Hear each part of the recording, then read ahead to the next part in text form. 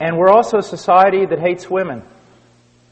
Now you say, yeah, those male chauvinists, they hate women. No, women hate women. The people who hate women more than anybody else on this planet are feminists. They hate women. They want women to be men. They don't want them to be women. And any woman who says, I believe that it is my desire to be in my home, to raise godly children, to support my husband in the endeavors that he has to go through in order to provide for our family, any woman who does that is considered a failure in our society. She's looked down upon, and I know that from personal experience. I know the things that my wife has suffered, the things that people have said, because, they say, why don't you help your husband?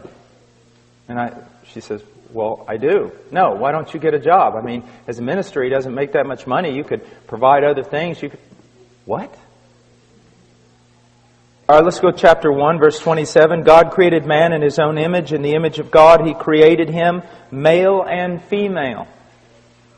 He created them. So we see here that both man and woman were created in the image of God. And both of them have an equal standing before God. The roles that they play in the marriage has nothing to do with a lack of equality. When we will get to the point where it says that a man is head of his home and a wife is to live in submission to her husband, it does not mean that the wife is less than her husband. It does not mean that. If you think it does, then guess what? You've just destroyed the Trinity. Because did not the Son submit to His Father? So did that make the Son less than His Father? If you say yes, then you have just committed heresy. Within the Trinity itself, the Son submitted to His Father. And yet the Bible says the Son and the Father are one and they are equal. So my wife and I, we are one and we are equal. We function in different roles. Okay? Now today everyone says, no, if you've got to have the same role or you're not equal. That's why there's this push by feminists, and they've won the day, to be honest with you. They've won the day, that women ought to be fighting on the front lines. That women ought to be doing what men do in everything. And if you deny women that, then you're not treating them as equal. No, what you're doing is you're denying that men and women are different and that they were made different by a Creator God.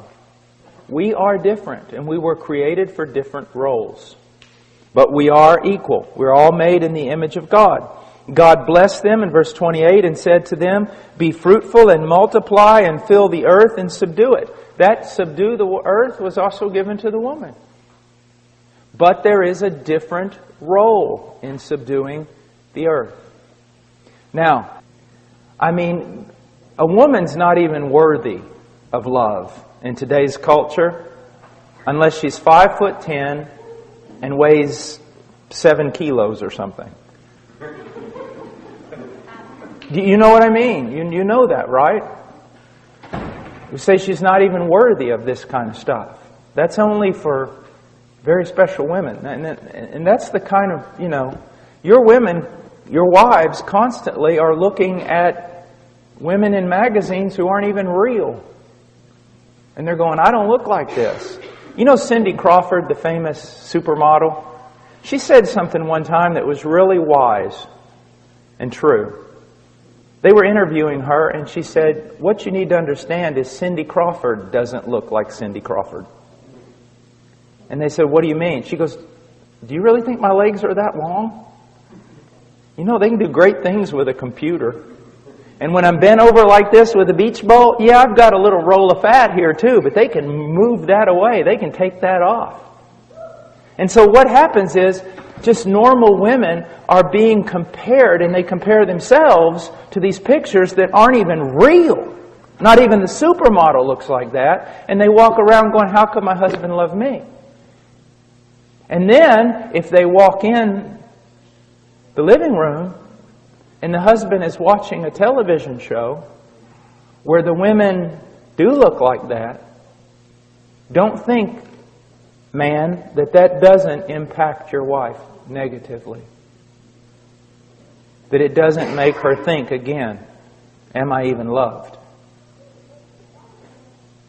But now he goes to 9, he says, likewise, I want women to adorn themselves with proper clothing, modestly and discreetly, not with braided hair and gold or pearls or costly garments. Whoa. That tells me that there is clothing that's improper for a Christian woman.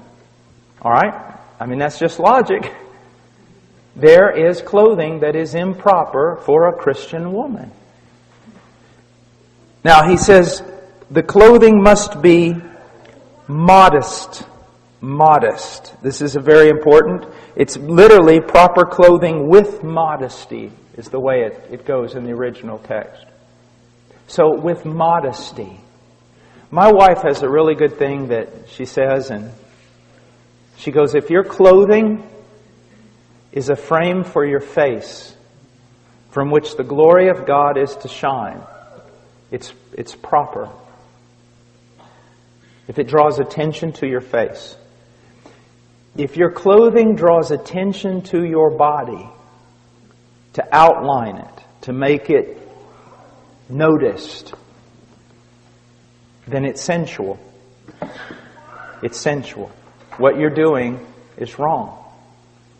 Now, I want to step off for just a second. Women, you need to understand something. Men are not as dumb as you think they are. My wife and I have a friend in Illinois, and she's a very pretty lady. Very pretty. And if she walked in that door right now, every man in this room, if he turned and saw her, this is what they would say. Well, that's a very pretty lady. That's a very elegant lady. That's a beautiful lady. And that's what they would think. But ladies, there are also women that aren't half as attractive as that lady I just described to you, either in their face or in their body, and they could walk in that door, and the moment every man heard the door open and he looked over there, if he was a godly man, he would have to go like this. Because it's not beauty, it's sensuality. And even though you can't exactly write down the rules and put it all on paper, when you see it, you know it. There is a difference between beauty and sensuality. And God is not against beauty. He is against sensuality. In Philippians, we are told to think on things that are excellent, that are noble, that are just, that are right, that are true. The way a woman carries herself and the way she dresses ought to promote the following types of words: modesty, discretion, wisdom, beauty, elegance, refinement, but not sensuality, luxury, extravagance. You know, extravagance, ladies, is when your husband wants you to take off your earrings so he can make them into lures to catch northern pike.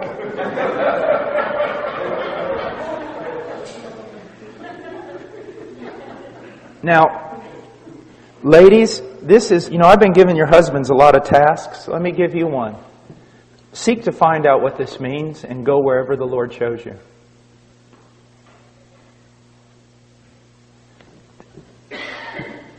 There is nothing more attractive than a woman who has this look of wisdom and discretion and nobility and simplicity.